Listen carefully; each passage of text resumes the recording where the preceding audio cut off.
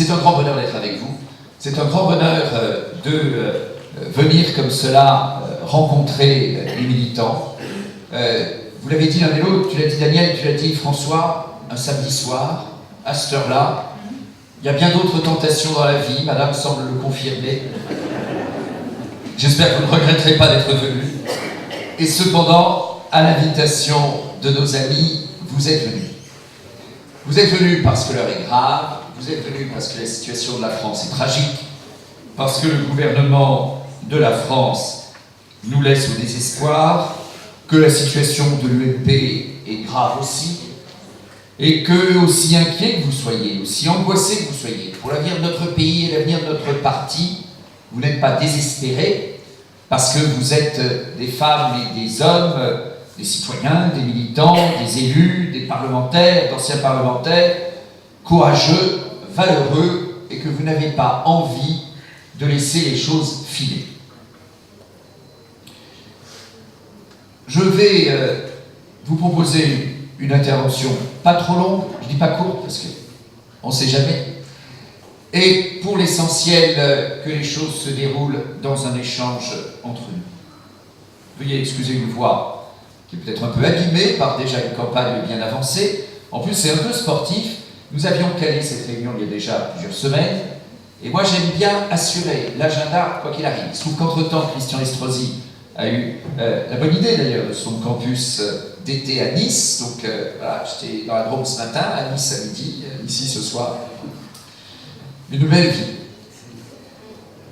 L'enjeu au fond pour nous, qui sommes patriotes, qui aimons la France, c'est de savoir comment dans le monde d'aujourd'hui la France peut avancer. C'est ça le sujet.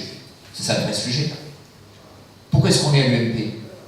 On est à l'UMP parce qu'on pense, militant, secrétaire départemental, président de comité départemental, parlementaire, c'est au fond la même chose.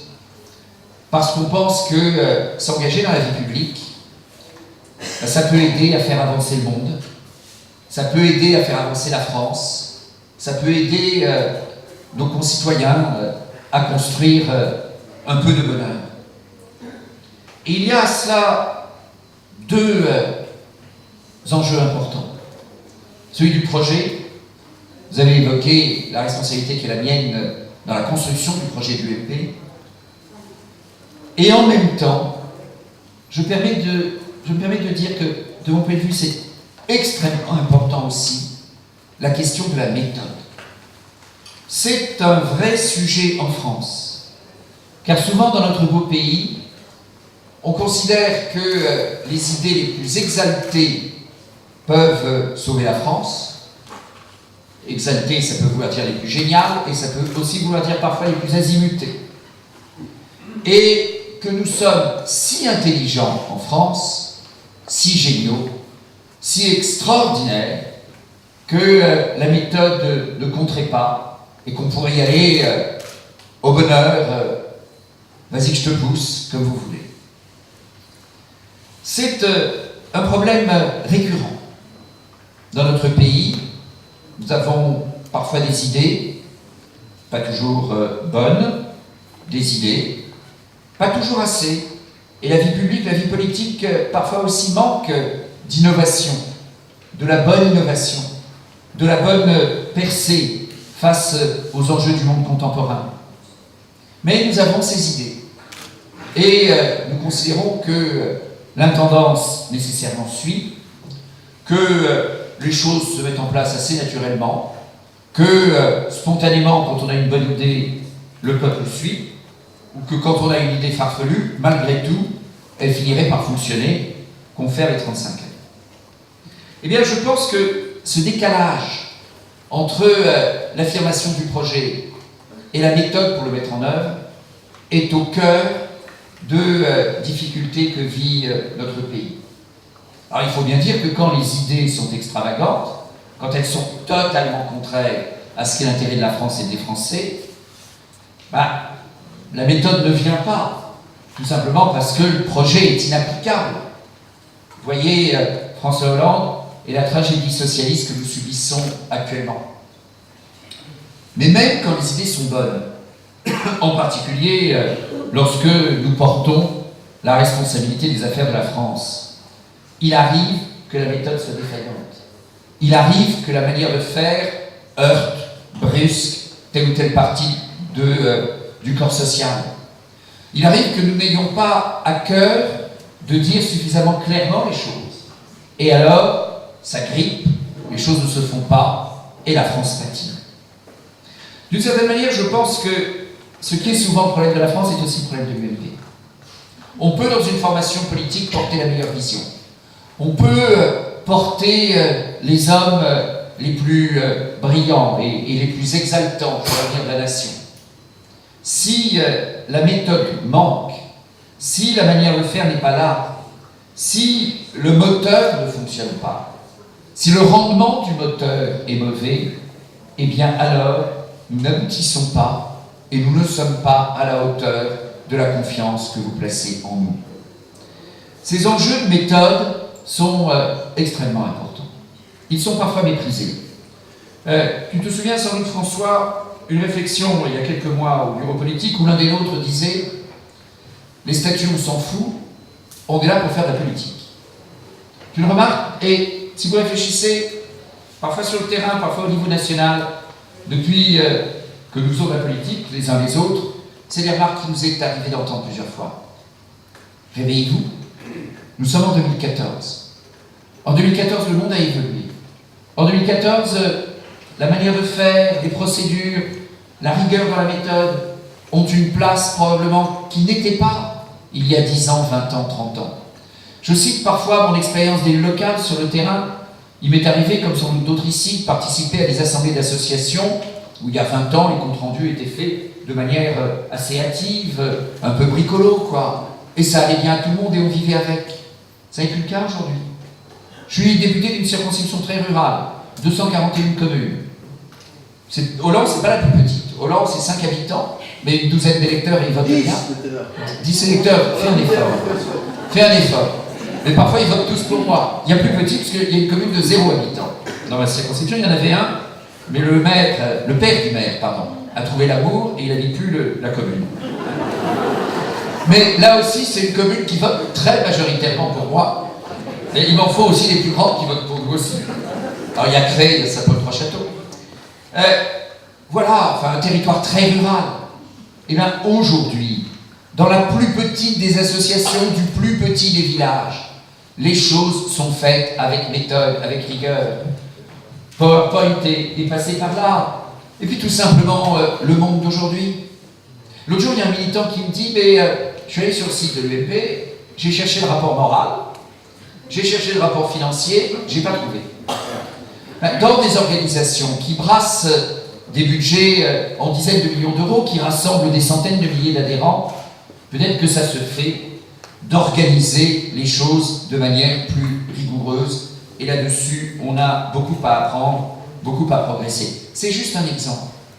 Mais tout cela pour vous dire que les questions de méthode que j'évoque, le terme que j'utilise parfois de mécanique pour améliorer le fonctionnement de l'UMP, vous pouvez légitimement me dire que c'est pas pour ça que vous êtes engagé à l'UMP et c'est pas pour ça que vous êtes là ce soir.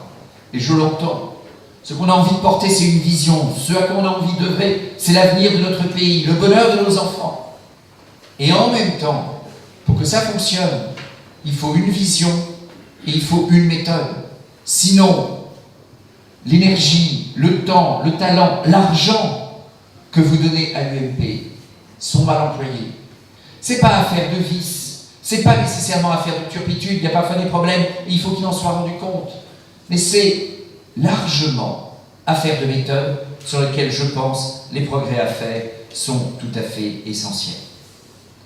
Et alors, oui, j'ai décidé au début du mois de juin, le 5 juin, le 1er, d'être candidat à la présidence de l'UMP.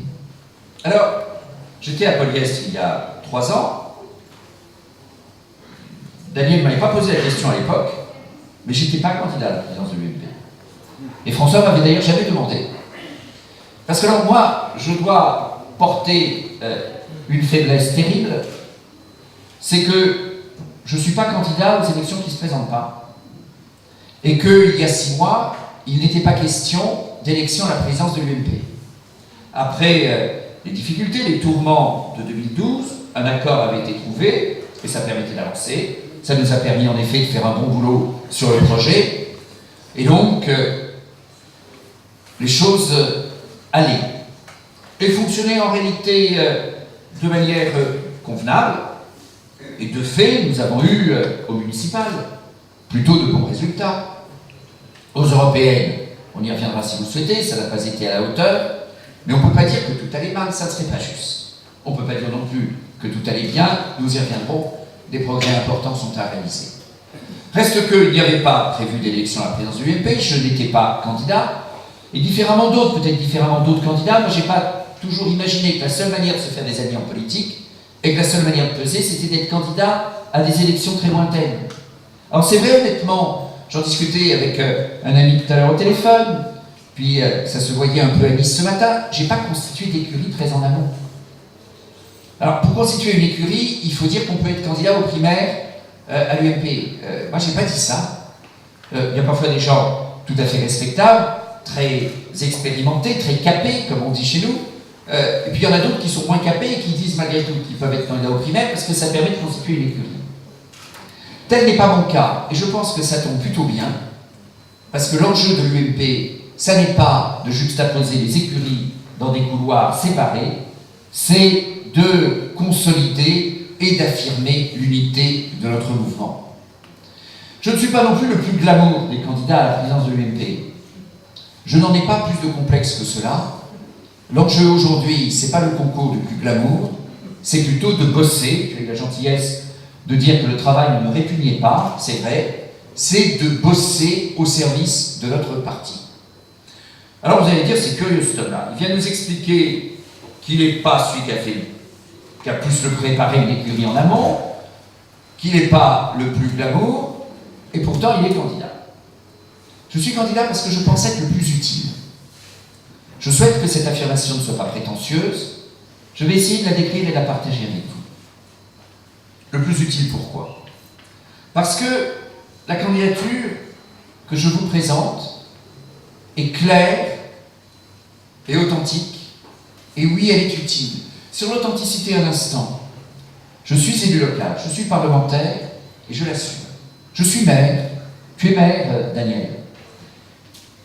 C'est quoi un maire? C'est quelqu'un auprès duquel, même les gens qui l'aiment bien, n'hésitent pas à venir, à l'engueuler et à lui dire ce qui ne va pas. Être maire, c'est la capacité à entendre des choses très concrètes, à avoir une vision très directe, très opérationnelle de la vie publique. Alors moi, je veux bien entendre toutes les dissertations du monde sur le fait que exercer des responsabilités de terrain comme ça, ça ne permet pas de se lancer dans de grands projets, dans de grandes visions de l'avenir de la nation. Ben écoutez, le sujet ensuite, c'est de savoir si on sait, si on veut, et si on peut travailler beaucoup, en effet. Mais ces derniers mois, je me suis beaucoup consacré au projet de l'UMP. Je pense en effet, nous y reviendrons, qu'il est important pour nous d'avoir une vision claire, une vision forte de l'avenir de notre pays dans le monde d'aujourd'hui et dans le monde de demain. Mais si en même temps, on peut avoir quelques idées solides sur la manière dont ça se passe sur le terrain, sur la manière dont les citoyens réagissent, sur le fait que quand on est maire, on sait parfaitement que les effets d'annonce, ça ne fonctionne pas, que si tu dis aux gens que tu vas faire une salle superbe, et si tu ne la fais pas, eh ben ils te le font payer très vite, et qu'ils sont capables de t'engueuler. Si le président de l'UMP demain est capable de bien comprendre qu'il est normal que les militants l'engueulent quand les cartes n'arrivent pas à temps, quand on ne peut pas entrer comme militant au siège de l'UMP parce qu'on vient de Perpignan ou de Poliès, qu'on a une paire d'heures à Paris devant soi et qu'on veut rencontrer les gens et qu'on ne peut pas parce que c'est comme ça que l'UMP trop souvent fonctionne. Si le président de l'UMP est capable de comprendre qu'il faut répondre aux courriers et que quand les gens vous écrivent pour dire que c'est pas bien qu'il n'y ait pas de réponse, c'est pas des courriers à mettre à la poubelle, mais c'est des enjeux à traiter, eh bien je pense que les mandats locaux que nous assumons, ils nous mettent un peu du plomb dans la tête là-dessus. Ils nous font comprendre ce qu'est réellement le service aux citoyens. J'ai fait un peu d'études, tu l'as dit François, mais rassure-toi, ça n'a pas tourné la tête. Et au demeurant, je l'assume, c'est des études d'ingénieurs, et dans la situation qui est celle de notre pays, il vaut peut-être mieux mettre de l'ingénierie au service de l'UMP que des dissertations d'énarques ou de grandes visions littéraires sur l'avenir du monde.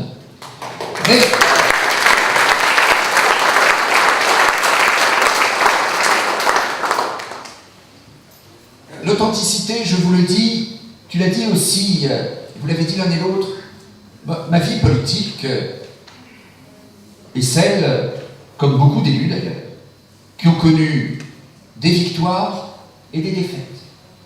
Les défaites aux élections, ça peut arriver à des gens très bien. Il y en a sur cette estrade, il y en a peut-être dans cette salle aussi.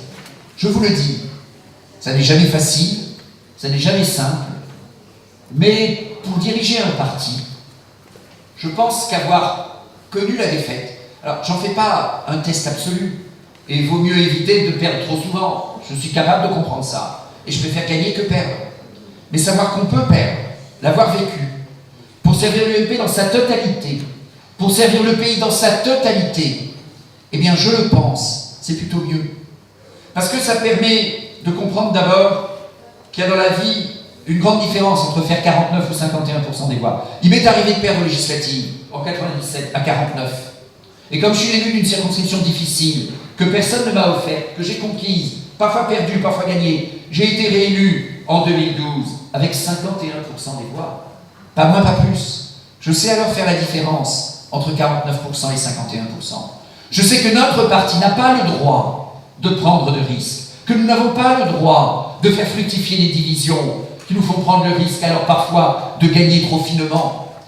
Car quand on gagne de trop peu, parce qu'on imagine en amont que ça va être facile, qu'en réalité on a de la marge, j'ai toujours dit à ceux qui m'aidaient dans les campagnes, tu penses, tu as de la marge. Et si tu passes de 55 à 51, et si tu passes de 51 à 49, t'es bien malin alors, le jour où t'as 49. Et ça vaut aux législatives. Et je l'ai vécu. Il m'est arrivé de perdre. Ça vaut aussi au présidentiel. Faisons très attention de ne pas être prétentieux. Faisons très attention à ne pas croire qu'aujourd'hui tout est réglé, qu'on est sûr de gagner en 2017 parce qu'éventuellement ce sera entre l'un des nôtres et Marine Le Pen. À force d'être sûr, on finit par perdre. Et si Marine Le Pen gagnait, et si le PS disait à François Hollande, reste chez toi, t'es trop mauvais, on va en prendre un autre, et que pour telle ou telle raison le PS à un moment arrivait à remonter, et si nous étions divisés, ça peut nous arriver, alors on fait quoi? On disparaît dès le premier tour? La victoire n'est pas acquise d'avance en 2017. Et trop de nos leaders considèrent aujourd'hui que le sujet, c'est d'envoyer tous sauf eux au tapis, dans le fossé, parce que la victoire et s'asseoir à l'Élysée en 2017 serait garantie. C'est faux, ça n'est pas vrai. Nous devons nous astreindre d'abord, oui, à de la méthode, à un travail scrupuleux de redressement de l'UMP. Dans des réunions comme celle de ce soir, on dit parfois, c'est très puissant, 2 phrases que je vous propose de partager. La première, comment croire en vous, en nous, pour redresser la France, si on n'est pas capable d'abord de redresser l'UMP? C'est tout de même basique. C'est basique. Mais il ne faut pas l'oublier. Et la deuxième phrase, très émouvante et très angoissante aussi, c'est une militante qui me l'a dit il y a quelques jours, dans une soirée comme aujourd'hui. Elle me dit, s'il vous plaît, vous là qui êtes candidat, faites en sorte qu'un jour je ne sois pas obligé de voter Front National. C'est aussi notre responsabilité. Imaginez qu'on soit divisé au moment de l'élection présidentielle et qu'on ne soit pas au 2e tour. Je suis désolé, ça peut arriver. Alors, ça se passe comment? Ensuite, vous faites comment? Ça peut arriver au présidentiel, c'est arrivé parfois dans des élections locales. Alors, ma candidature, c'est une bonne candidature d'ailleurs, vous allez voter pour moi, me parrainer. Votre enthousiasme doit être au comble. Unchain your heart, comme dit la chanson en patois. Déchaînez vos cœurs. Sérieusement, clair, ça veut dire quoi? Clair, ça veut dire que je vous propose une vision claire du parti. Les primaires sont dans nos statuts. On peut dire qu'il vaudrait mieux faire 100. S'il vous plaît, c'est dans nos statuts. Respectez les statuts, de temps en temps, ça se fait. Imaginez qu'on supprime les primaires. Peut-être ça plaira à des militants, peut-être qu'il peut y avoir une majorité de militants pour les supprimer. J'attire votre attention sur le coût que ça peut avoir vis-à-vis de toute une partie de l'opinion qui dira mais à l'UMP, ils fixent une règle, ils en parlent, et puis maintenant, parce qu'on est à 2 ans, 3 ans des élections, on change la règle comme ça, et on décide de les supprimer. Peut-être ça ne fera pas perdre trop de militants, ça ferait sûrement perdre des électeurs. Deuxième chose, la vision du parti. Oui, il va y avoir des primaires. Mais ces primaires, je souhaite que ça n'engendre pas un parti où les gens s'ignorent les uns les autres. Je pense qu'il est indispensable dans le parti qu'il y ait une culture commune. Cette culture commune, c'est la responsabilité du président de l'UMP de l'assumer. Et moi, je prends un engagement. Je suis le seul à le prendre. Président de l'UMP, je ne serai pas candidat aux primaires. Pourquoi? Parce que, si vous voulez que les primaires se passent bien, qu'elles soient loyales, transparentes, équilibrées, c'est pas possible si le président de l'UMP en même temps est candidat. Et dans l'autre sens, comment vous voulez qu'un candidat aux primaires assure à l'UMP tout le redressement indispensable au quotidien? Ça se passe bien dans les PO, mais il y a plein de départements en France où il n'y a pas de secrétaire départemental depuis des mois. Il y a des décisions rigoureuses à prendre dans l'organisation de notre parti, sur le plan organisationnel, sur le plan financier. Mais si vous êtes candidat aux primaires, jamais vous pouvez prendre ces décisions, parce que vous serez toujours critiqué d'avantager tel ou tel pour l'intérêt de votre candidature aux primaires. Et donc le président de l'UMP ne les prendra pas, les décisions courageuses qui conviennent pour l'UMP. Alors certains disent, oui, il peut y avoir un grand président, mais il va déléguer à un secrétaire général qui fera le boulot à sa place. Attendez, seule la légitimité qui vient du vote des militants de l'UMP permet de prendre ces grandes décisions. Et puis encore un argument sur ce terrain. Il va falloir que nous rendions compte de la situation financière de notre parti. Est-ce qu'il y a des gens qui ont commis des choses peu convenables, ou est-ce que c'est simplement, mais tragiquement aussi, une explosion du compte de campagne de l'élection présidentielle de 2012? Ça peut être l'une ou l'autre de ces hypothèses, ça peut être un mélange de cela. Comment vous voulez qu'un candidat aux primaires puisse répondre réellement et de manière transparente aux Français et aux militants à ces questions? Et répondre à ces questions conditionne la respectabilité, la crédibilité de notre parti. Ne pensons pas qu'on pourra mettre les choses sous le tapis. Dernier argument dans cette idée que le président de l'UMP ne doit pas être candidat aux primaires. Je pense que pour mener le redressement nécessaire à notre pays, on a besoin d'un président de la République qui incarne véritablement la nation. Avec François Hollande, c'est tragiquement pas le cas. Nous le voyons. Et il ne peut plus rien faire en réalité. La tragédie du pouvoir aujourd'hui. Mais de notre côté, soyons aussi attentifs. Si le président de la République vient trop immédiatement du parti, a-t-il véritablement la capacité à incarner la nation pour mener les réformes, les actions, les changements qui sont nécessaires à notre pays? Certains me disent, mais ce que tu racontes, ça ne tient pas. Ailleurs, ça ne se passe pas comme tu dis, et dans l'histoire de France non plus. Attendez, Pompidou n'avait pas été chef de parti. Valéry Giscard d'Estaing n'avait pas été le chef du principal parti de la majorité qu'il a élu. En juillet, je suis allé voir les militants de l'UMP à Londres, inquiets, angoissés. Terrible. La salle était nombreuse. Dans cette salle, il y avait des jeunes et des moins jeunes. Pas un qui avait envie de rentrer en France. Ça dit sur l'action déterminée, courageuse que nous devrons mener. Mais avant, j'étais allé rencontrer le président du Parti conservateur. Il s'appelle Greg Shapps. Il a été ministre, il le sera sans doute. Il peut avoir des enjeux politiques autres à un moment de sa vie.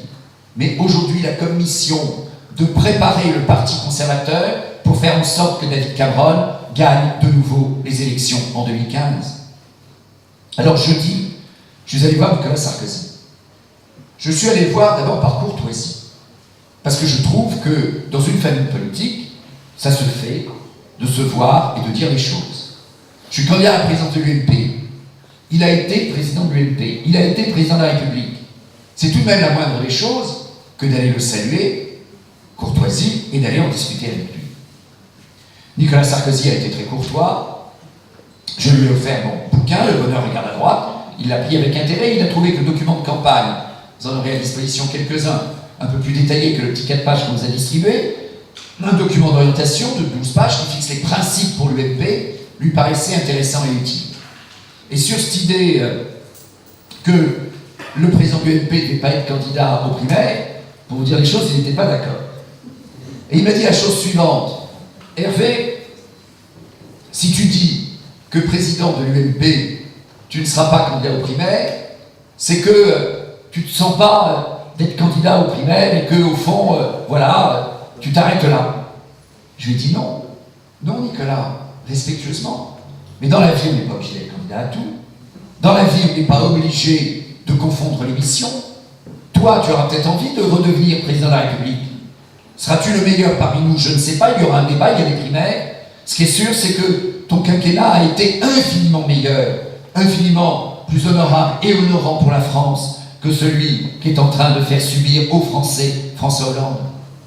Mais je lui ai dit, c'est ma vision en tout cas, ça n'a pas l'air d'être la sienne, je vous le confie, mais pour revenir, il faudra que tu démontres aux Français que tu as changé aussi.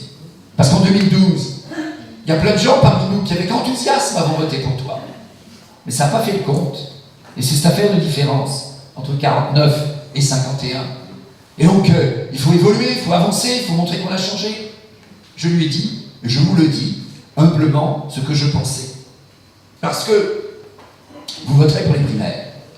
Et vous choisirez librement votre candidat. Et je serai au service de celui que vous aurez choisi. Si c'est Nicolas Sarkozy, ça me va très bien.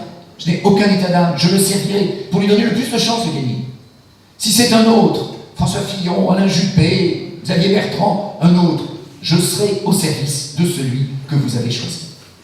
Et puis, clarté de la vie du parti, clarté du rôle du président, clarté du projet. On avait à Nice ce matin un débat sur l'autorité de l'État. Oui, il faut que l'État ait plus d'autorité en France. Il faut que la parole publique soit respectée. Il faut que les responsables publics soient respectés. Et comment ça peut marcher? Et bien pour ça, il faut d'abord que notre projet soit clair. Pour que les Français nous fassent confiance aujourd'hui et qu'ils assument demain ce que nous leur proposons, eh bien, il faut que nous disions clairement ce que sont nos intentions, que nous disions clairement ce qu'est notre projet. Nous ne devons pas être faibles, nous ne devons pas hésiter, nous ne devons pas masquer. Notre projet sera bon, parce qu'il sera ni ambigu, ni extrémiste. Et vous savez, quand on dit les choses clairement, les gens peuvent nous faire confiance. Ils nous font confiance, même si on n'est pas d'accord sur tout. Il y a en réalité à l'UMP beaucoup d'unité. Il y a en réalité entre vous et nous beaucoup d'unité. Il peut y avoir quelques différences. Il faut les vivre, il faut les assumer. Comment? D'abord, la méthode encore. Votez, votons. Sur chaque grande orientation, que les militants votent. D'abord, plus on aura de votes sur les idées, moins les votes sur les personnes seront difficiles. Et puis comment est-ce qu'on fonde la légitimité d'un projet, d'une idée? C'est avec le vote des militants.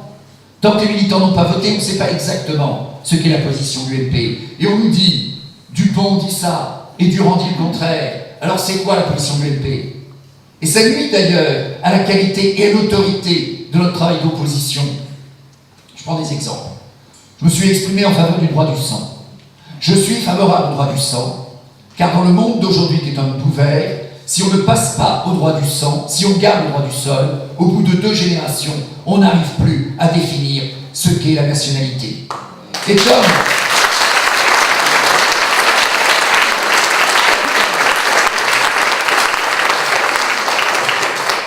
comme il me paraît important dans le monde d'aujourd'hui de savoir qui on est, d'où on vient, où on va, de définir clairement et d'assumer une identité, il est important de bien définir la nationalité. On n'est pas tous d'accord avec ça. Bruno Le Maire, Nicolas Sarkozy, pour les citer, ne sont pas sur cette ligne du droit du sang. Eh bien, je ne prétends pas avoir la vérité révélée. Votons. Et les militants voteront. Président de l'UMP, je mettrai cette question au vote. Et les militants, souverainement, décideront. Semblablement sur d'autres enjeux. Tu as rappelé, François, mon combat, mon engagement pour la famille. Écoutez, je ne me résigne pas à la loi Taubira. Je veux dire une chose. Si jamais on est capable de changer des lois socialistes qui ne sont pas bonnes, si jamais on est capable de changer une loi qu'on a critiquée au Parlement, à l'Assemblée, au Sénat, comment vous voulez que les Français nous fassent confiance? Comment vous voulez qu'on ait de l'autorité? Comment vous voulez qu'on ait de la cohérence?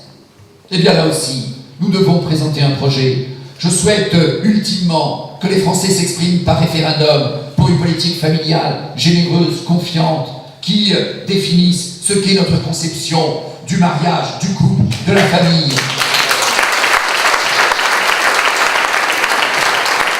François Hollande s'est méfié des Français avec le débat que vous avez vu, Madame Taubira. Eh bien, nous aurons confiance aux Français avec un référendum qui dise clairement, là aussi il y a des différences, elles sont respectables, les parlementaires sont libres.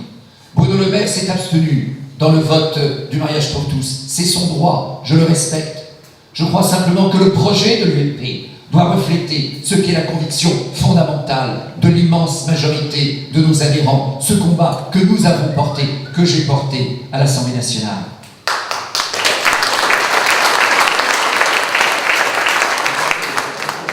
Le projet, n'aie pas peur, le projet sur lequel je vous propose que nous travaillions, il doit être conquérant et rassurant, et je pense alors qu'il peut rassembler l'immense majorité des militants. Conquérant, ça veut dire gagner dans le monde d'aujourd'hui. Ça veut dire comprendre en effet que le monde est ouvert, et que l'enjeu n'est pas de se replier, mais d'aller à la conquête, d'aller au vent du large, de permettre à la France de saisir toutes ses chances, de prendre des risques aussi. Et pour être conquérant, il faut en même temps être rassurant. Pour aller au vent du large, il faut connaître ses ancrages, l'identité, la famille, une conception qui soit forte, sans naïveté, de l'Europe. Conquérant encore, l'esprit d'entreprise. Ça nous rassemble.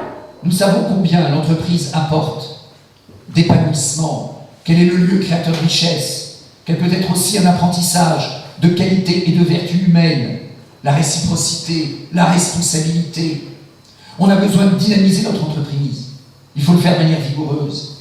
J'assume de dire qu'il faut réformer le code du travail, que l'on doit modifier la définition actuelle du SMIC, qui en réalité joue contre le travail et est une des causes de ce qu'on appelle tragiquement la préférence française pour le chômage.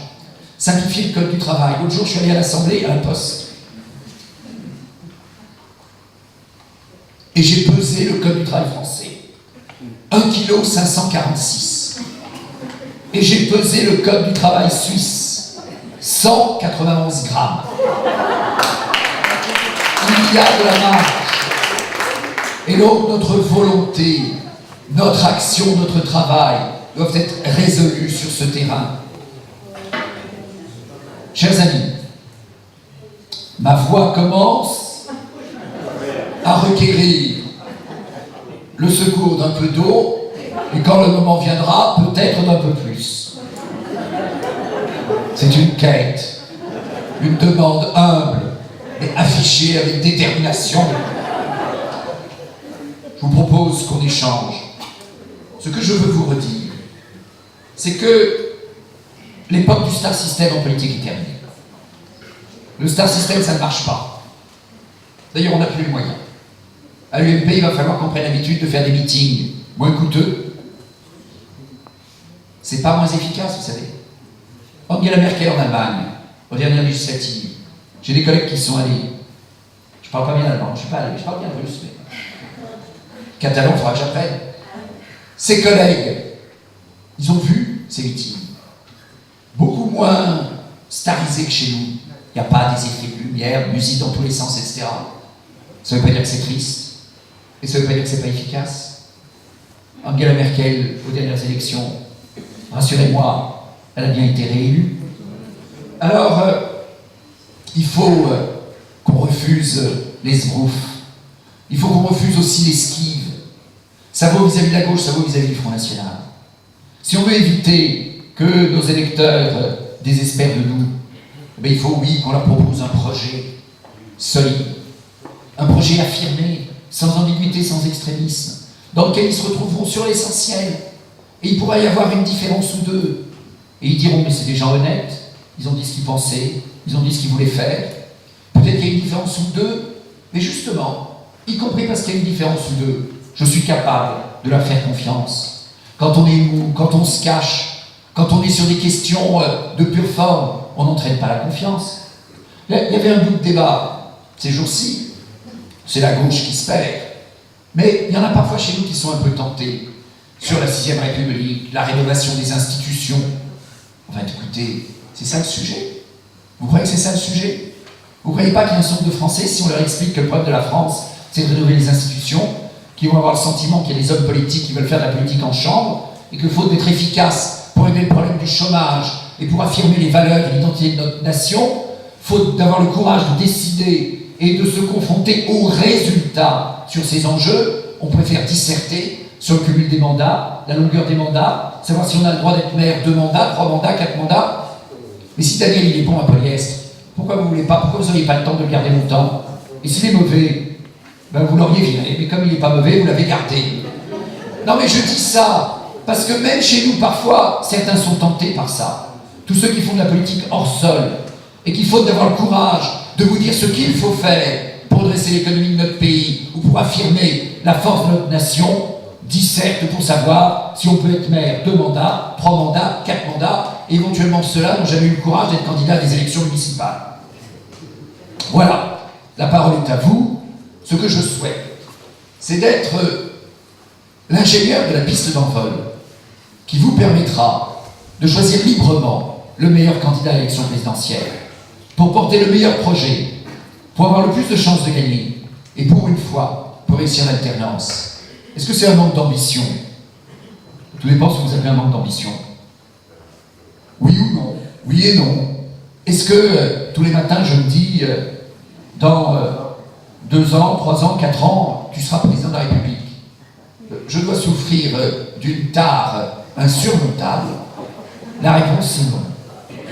Est-ce que j'ai l'ambition de servir mon parti dans les termes que je vous ai décrits? La réponse est oui. Ça n'est pas une mince ambition, c'est pas facile. Mais je pense que ça peut être utile. Et si dans la vie, on assumait d'être authentique, on assumait d'être clair, et on se fixait comme objectif d'être utile, ça serait pas mal, non? C'est pour cela que je vous propose ma candidature à la présidence de l'UMP. C'est pour cela que je vous propose de la parrainer. Vous pouvez la parrainer. On vous a distribué les bulletins de parrainage. Je pense que tout le monde l'a rempli, le bulletin de parrainage. Ah ben on va vous le donner alors. Et pour parrainer, il suffit d'avoir été adhérent en 2013 ou au premier semestre 2014.